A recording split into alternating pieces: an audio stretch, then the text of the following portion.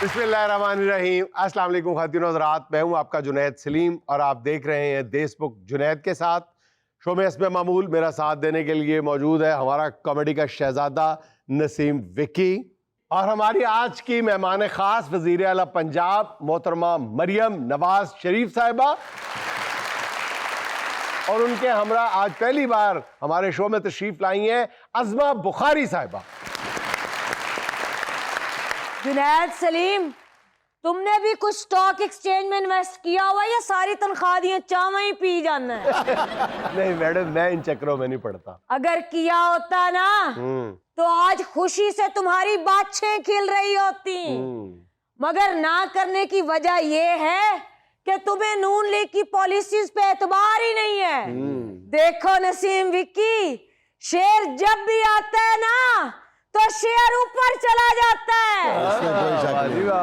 इसीलिए इकबाल ने कहा था, तू शेर है बसेरा करीवानों की चट्टानों पर। मैडम, मैंने शेर खरीदा है। नसीम विक्की, शेर खरीदा नहीं जा सकता। शेर ना बिकता है ना झुकता है।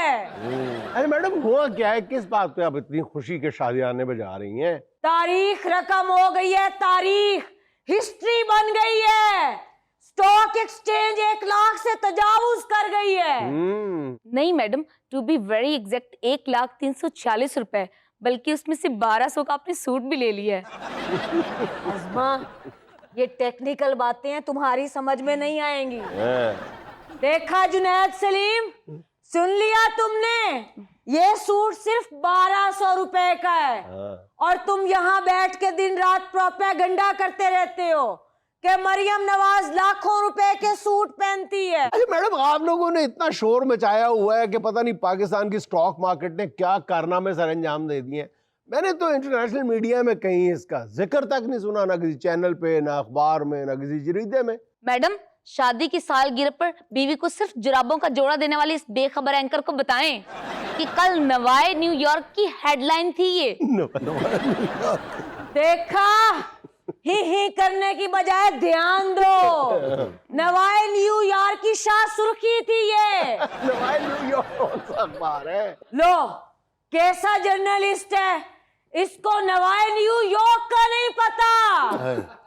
ओ अकल के अंधे, ये जनाब मोहतरम माइकल निजामी साहब का न्यूज़पेपर है।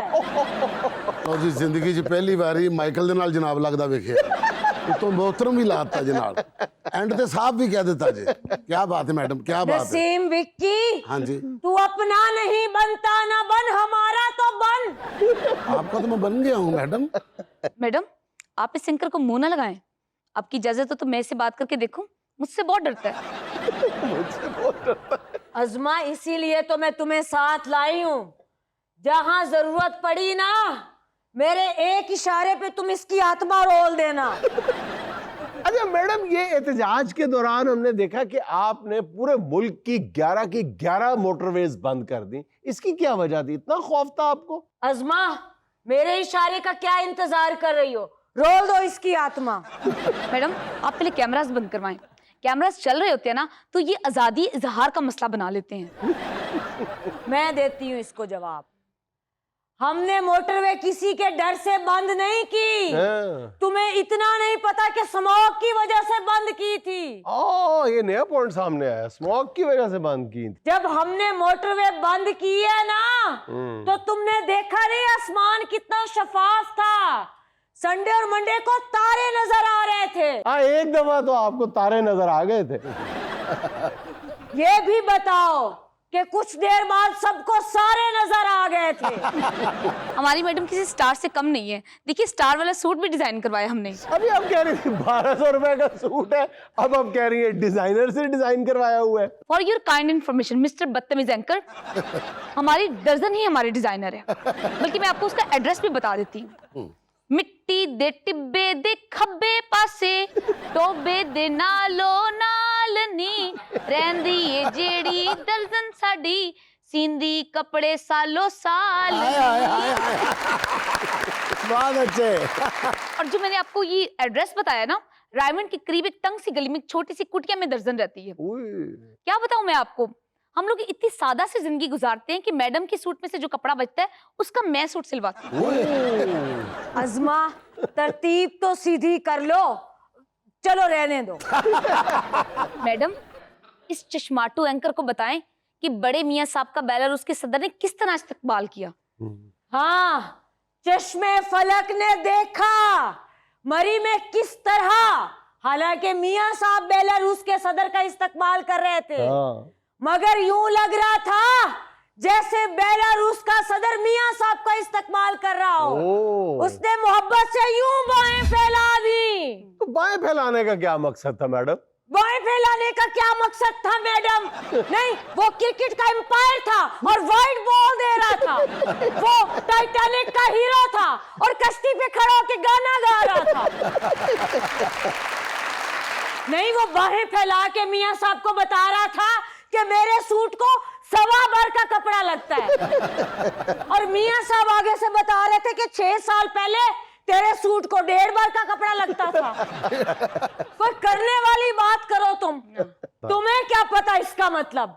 वो मियां साहब की कौम के लिए खिदमत का एतराफ कर रहा था और खुशी से बगलगीर हो रहा था। जी जी जी जी। और मुर्गियों के लिए बाजू खोल के आ करने वाले एंकर, अरे ताड़ा प्रोटोकॉल ही खराब करता है। और तुम्हें थोड़ी सी मिर्चें और लगाती चलूं, बेलारूस का सदर कागज पेंसिल लेकर आया था मैडम, और घर से जाती लेकर आया था। सुन लिया? जाती कागज पेंसिल क्यों लेके आया था? उसने हमारे मरी वाले गेस्ट हाउस की मीटर रीडिंग लेनी थी।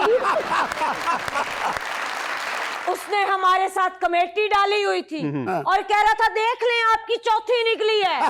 और किसी की कमेटी निकलने पर मिठाइयां बांटने वाले अंकर। ओ खुदा के बंदे, वो मियां मोहम्मद नवाज शरीफ से मिला है। कोई मियां मोहम्मद नवाज शरीफ से क्या पूछेगा? यही पूछेगा ना कि स्टॉक एक्सचेंज को आसमान की बुलंदियों तक कैसे लेकर जाना है, बिजनेसमैन को मराद कैसे देते हैं। अच्छा मैडम, आपने बेलारूस के सदर के एजाज में शाइया भी तो दिया मरी में। मैडम, इनको ये बताएं कि आपने जाती पैसों से शाइया दी है। सुन लिया? ये इशाइया हमने अपने जाती पैसों में से दिया है। तुम तो थोड़ी देर बाद ये भी न्यूज ब्रेक करोगे कि मुल्की खजाने को इशाइये पर लुटा दिया।